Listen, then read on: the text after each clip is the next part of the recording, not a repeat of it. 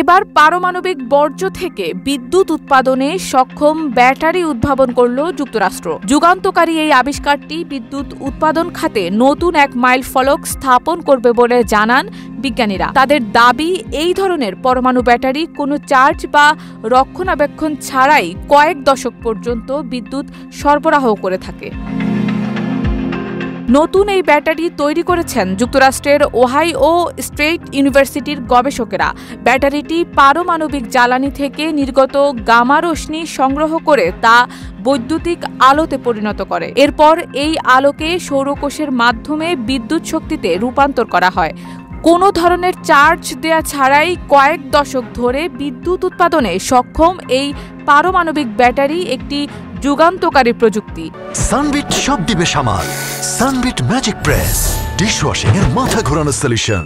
পরবর্তী জেনারেশনের এই ব্যাটারিটি একটি প্রোটোটাইপ ডিভাইসের মাধ্যমে পরীক্ষা করেছেন গবেষকেরা। ডিভাইসটি পরমাণু রশ্মি সংগ্রহ করে মাইক্রোচিপ চালানোর জন্য পর্যাপ্ত শক্তি উৎপাদন করতে পারে।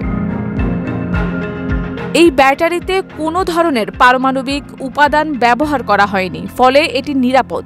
কোনো ঝুঁকি ছাড়াই এটি স্পর্শ করা যাবে। তবে এটি জনসাধারণের ব্যবহারের জন্য তৈরি করা হচ্ছে না।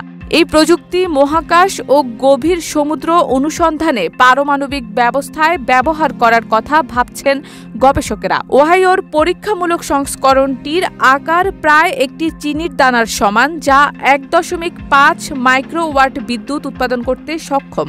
তবে বড় আকারের সংস্করণগুলো উল্লেখযোগ্য পরিমাণে আরও বিদ্যুৎ উৎপাদন করতে সক্ষম হবে বলে আশা করা হচ্ছে। চীনের 14তম পঞ্চমবর্ষ পরিকল্পনার আওতায় বেইজিংয়েও এই প্রযুক্তির উন্নয়ন হচ্ছে। গত বছর চীনা কোম্পানি বেটাভোল্ট বলে তারা ফোন, ড্রোন ও মেডিকেল ডিভাইসের মতো বাণিজ্যিক কাজের জন্য পারমাণবিক ব্যাটারি উৎপাদন করতে চায়।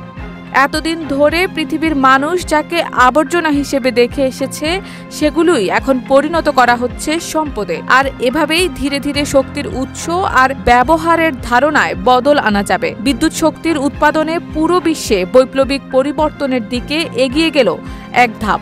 এভাবেই নতুন এই উদ্ভাবনকে বিশ্লেষণ করলেন সংশ্লিষ্ট গবেষকরা। বিদ্যুতের সম্প্রতি গবেষণাপত্রটি প্রকাশ পেয়েছে বিজ্ঞানভিত্তিক জার্নাল অপটিক্যাল ম্যাটেরিয়ালস এক্সে। শারমিন নিশু, ঢাকা পোস্ট।